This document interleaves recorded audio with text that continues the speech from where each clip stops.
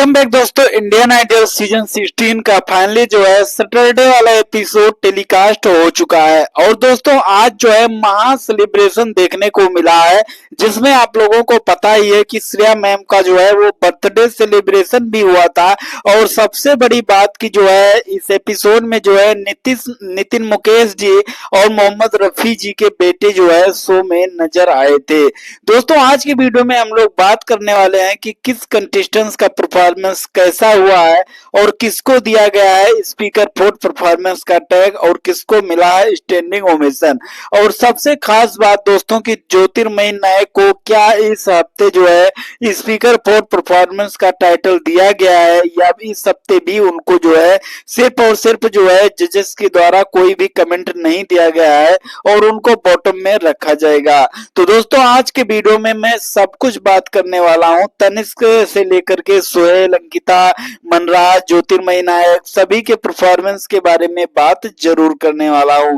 हालांकि दोस्तों अगर मैं बात करूं तो वोटिंग लाइंस का अभी तक कंफर्म नहीं है, हो सकता है कि कल के डेट में यानी कि संडे को जो है वोटिंग लाइंस ओपन किया जाए।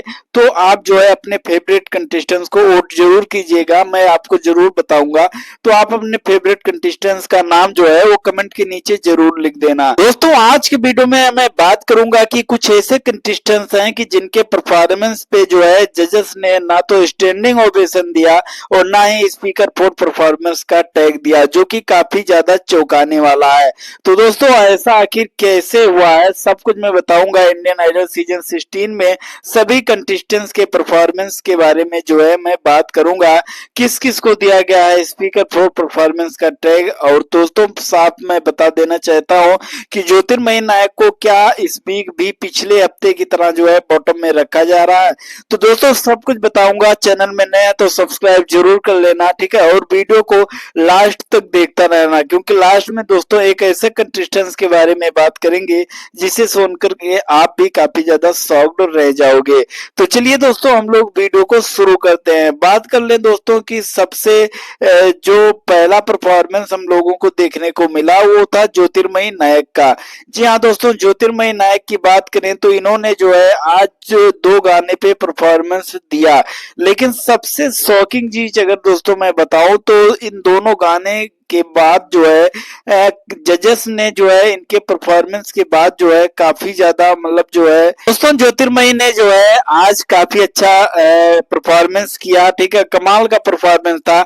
लेकिन सबसे शॉकिंग बात अगर आपको बताऊं तो ना तो जो है ज्योतिर्मयी नायक को स्टैंडिंग ओवेशन दिया गया और ना ही स्पीकर फोर परफॉर्मेंस का टाइटल दिया गया। आखिर में ऐसा क्यों हुआ? क्योंकि हर बार जो है ज्योतिर्मयी नायक को जो है वो ना तो स्पीकर फोर का टाइटल दिया जाता है और ना ही उनको अच्छे कमेंट्स दिए जाते हैं। और दोस्तों मैं आपको बता देना चाहता हूं कि जो है मेकर्स में भी जो है जानना चाहता हूं कि अगर इतना अच्छा परफॉर्मेंस जो है वो कंटेस्टेंट दे रहा है तो आखिर क्यों जो है उनके साथ जो है अनफेयर किया जा रहा है, ठीक है। साथ ही में दोस्तों मेरे हिसाब से तो ज्योतिर्मयी नायक को जो है उनका परफॉर्मेंस जो है वो ग्रांड लेवल का था और उनको जो है इस हफ्ते स्पीकर फोर्थ का टाइटल जो है मिलना चाहिए था। अगला जो परफॉर्मेंस देखने को मिला वो था सोहेल का। सोहेल की बात करें दोस्तों तो उन्होंने जो है बड़ी मस्तानी है इस गाने पे परफॉर्मेंस करते हुए दिखे थे। और वहीं पे मैं बात करूं तो इनका जो परफॉर्मेंस था वो गजब का था, यानी माइंड ब्लोइंग परफॉर्मेंस जो है सोहेल ने दिया था, ठीक है। और सबसे बड़ी अगर मैं बात बताऊं तो दोस्तों जजेस ने जो है इनके परफॉर्मेंस के बाद जो है वो सोहेल की काफी ज्यादा जो है उनको अच्छे कमेंट दिए, उनकी तारीफ की। और जो गेस्ट थे गेस्ट भी जो है वो सोहेल के तारीफ करते हुए नजर आए हैं। यानी दोस्तों रियलिटी में अगर मैं बात करूं तो सोहेल का जो है आज का परफॉर्मेंस कमाल का था और सभी का जो है दिल खुश हो गया। परफॉर्मेंस सुनने के बाद दोस्तों सोहेल को जो है स्टैंडिंग ओवेशन दिया जाता है और स्टैंडिंग ओवेशन के साथ साथ जो है सोहेल को स्पीकर फोर परफॉर्मेंस का टाइटल भी दिया जाता है।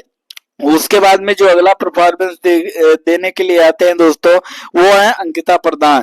जी हाँ दोस्तों, अंकिता प्रधान की अगर मैं बात करूं तो इन्होंने जैसे ही आज जो है पहला सुर लगाया, सभी लोग जो है चौंक गए कि आखिर में जो है इतना अच्छा जो है ये कैसे परफॉर्मेंस जो है वो दे सकती है। मैं आपको दोस्तों मैं बताऊं तो अंकिता प्रधान ने जो है इस हफ्ते काफी कमाल का गाना गाया है, और इसलिए जो है सभी को अच्छा लगा, चाहे वो गेस्ट हो, चाहे जजेस हो, चाहे ऑडियंस हो, सबको जो है इस हफ्ते अंकिता प्रधान ने इम्प्रेस किया है। तो दोस्तों इसलिए अंकिता प्रधान को जो है इस हफ्ते स्पीकर फॉर परफॉर्मेंस का टैग भी दिया गया, और उसके साथ साथ जो है स्टैंडिंग ओवेशन भी अंकिता प्रधान को मिला।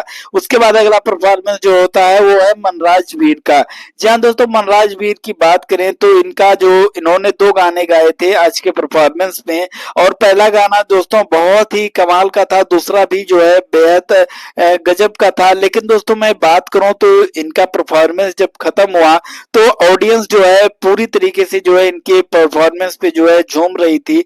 जजेस से लेकर के ऑडियंस तक सभी जो है इनके परफॉर्मेंस पे काफी ज्यादा जो है वो एंजॉय कर रहे थे। जब इनका परफॉर्मेंस खत्म हुआ तो दोस्तों जजेस की तरफ से जो है इनको स्पीकर फॉर परफॉर्मेंस का टैग भी दिया जाता है। जजेस के द्वारा जो है मनराज वीर को अच्छे कमेंट भी दिए जाते हैं। और सबसे बड़ी बात बताऊं तो दोस्तों आज फिर से एक बार जो है मनराज वीर सिंह ने जो है अपने परफॉर्मेंस से जजेस से लेकर के ऑडियंस तक जो है सबका दिल जीत लिया। उसके बाद में दोस्तों जो इस अगला परफॉर्मेंस जो है इस एपिसोड में देखने को मिला वो था तनिष्क शुक्ला का। जी हाँ दोस्तों, तनिष्क शुक्ला की बात करें तो उन्होंने जो है मोहम्मद रफी जी के गानों पे जो है परफॉर्मेंस दिया था, और साथ अगर देखा जाए तो मोहम्मद रफी जी के बेटे जो है वो इस हफ्ते जो है शो में मौजूद थे।